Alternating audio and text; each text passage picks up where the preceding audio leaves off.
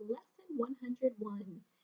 If you hear some scratching on the computer, it's because I'm holding my cat in my lap. She just got back from the vet's office, and so sometimes she'll rub her head on the computer. So if you hear scratching, that's probably what it is. Okay, let's start with your vocabulary. Our root focus is bene and bonus. These are Latin roots.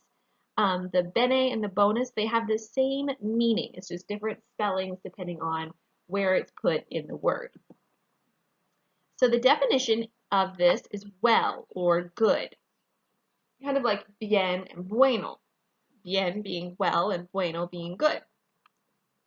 Bene for well and bonus for good. Benevolent. Benevolent. This is someone who is good, kind, and generous.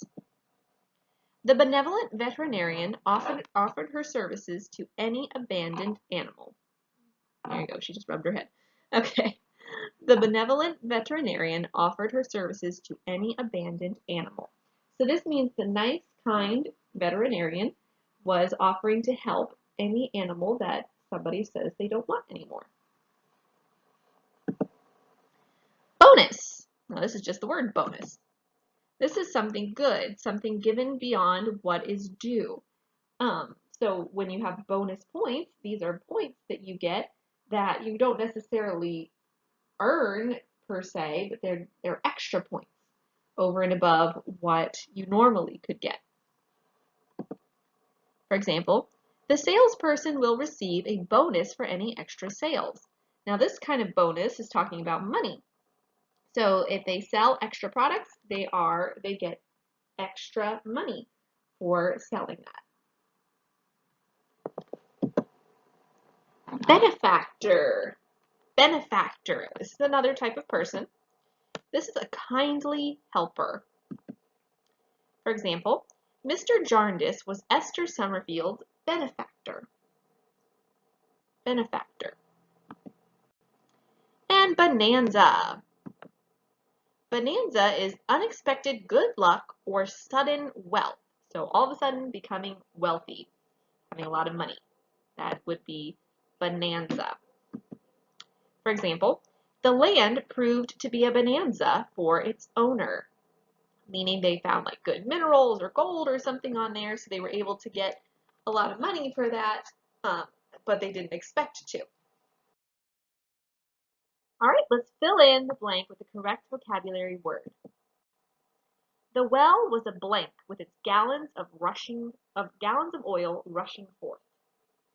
Okay, so well, that would be a place that normally would have water, but this time it has oil coming out of it. What do you think that would refer to? Which of the words? Number 2, he received a blank in addition to his salary. Salary is the money you get, it's your pago for your job. So it would be extra money. Number 3, the orphans had a blank who provided clothing, shelter, and education.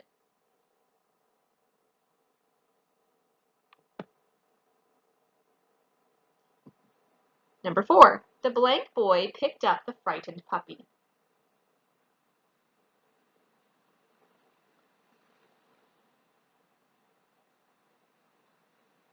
All right. Number 1 would be bonanza. Remember, that's referring to land that has that extra wealth to it. Bonanza. Number 2, bonus. So that's the additional money.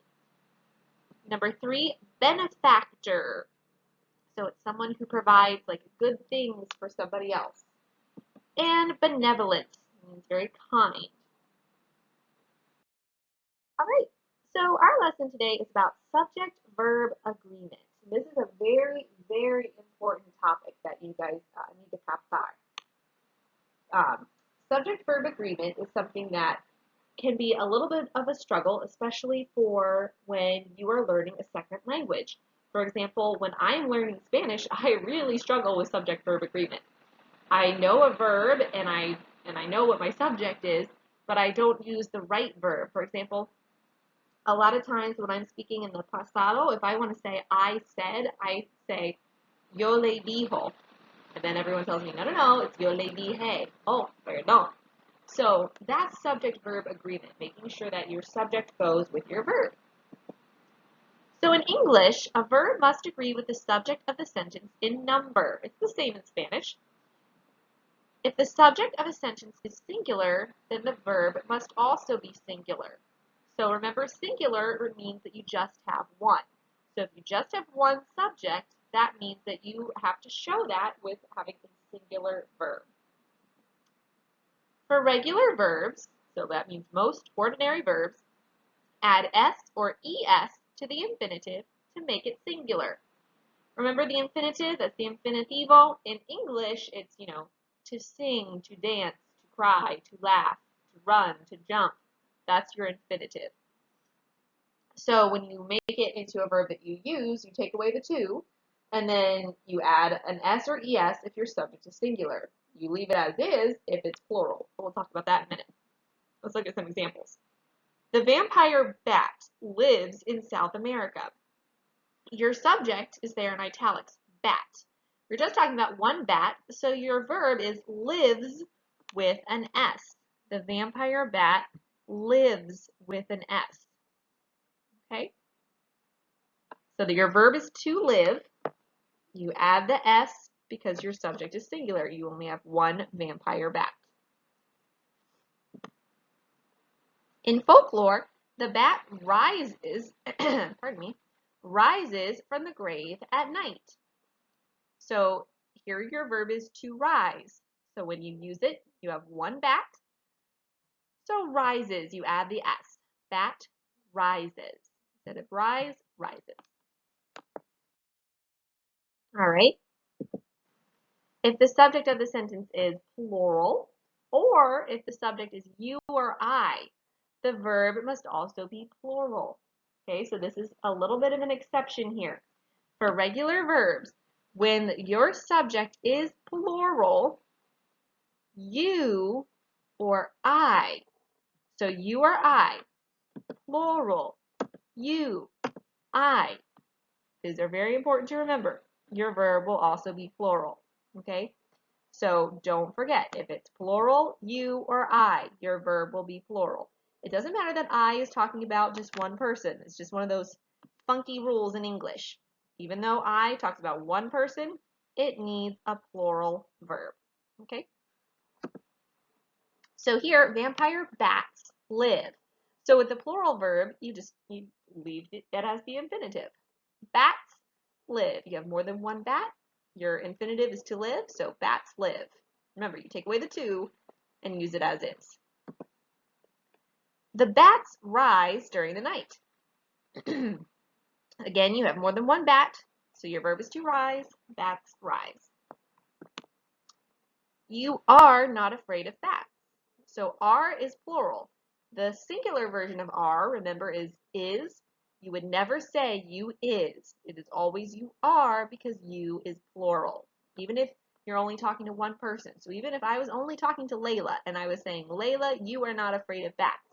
I'm only talking to Layla, but my subject is you. So because it is you, I need to use the plural verb. Doesn't matter if it's plural or singular. The plural singular you that you're talking about. I scream when a bat flies near me. So to scream is your verb. You don't say I screams, I scream.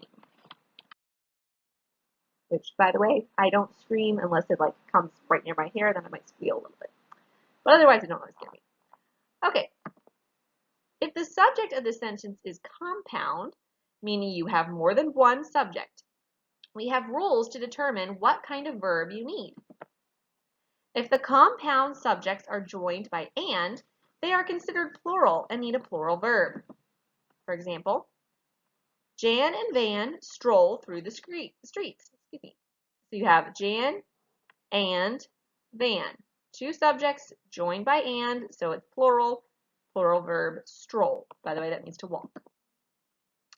The mason and his helpers repair chimneys.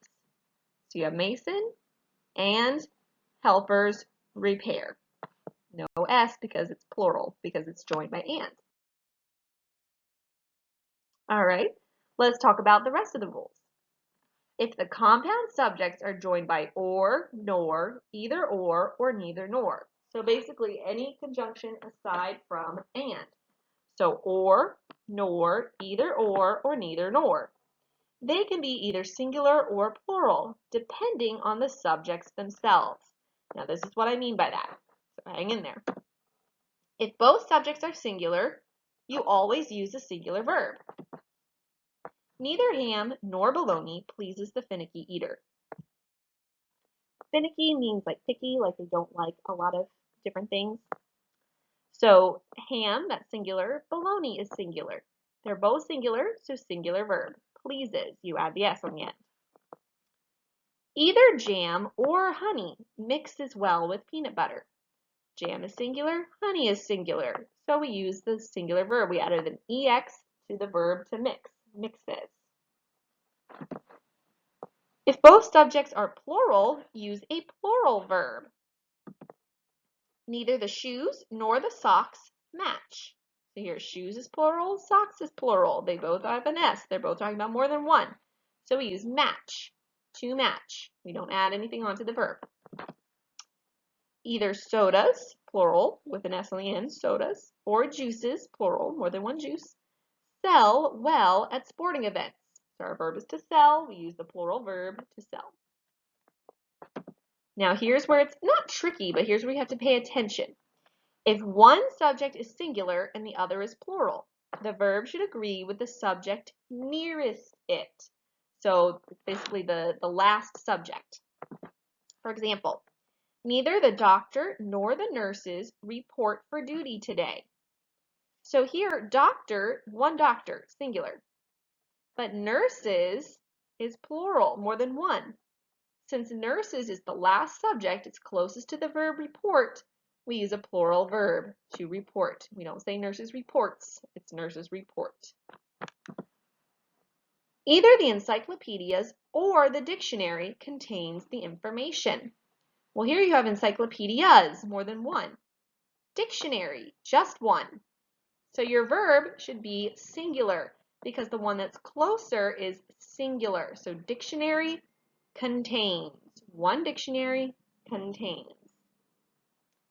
All right, so let's review. If both subjects are singular, use singular. Pretty easy. Both subjects are plural, use a plural. Pretty easy. If one is singular and the other is plural, the verb should agree with the subject nearest to it. So the last subject that you have. All right, so what is your homework to practice this? Now, this is something you need to pay very careful attention to because it is it's the same thing that's on your homework sheet, but it got presented differently on your pages. So let me explain. You need to complete the example, practice, and more practice exercises on pages 460 to 461. This is different from how it's written in your homework sheet. Your homework sheet says 460 to 462. But when I was printing it out, I needed to like cut things around. So I ended up getting the 3 pages on just 2.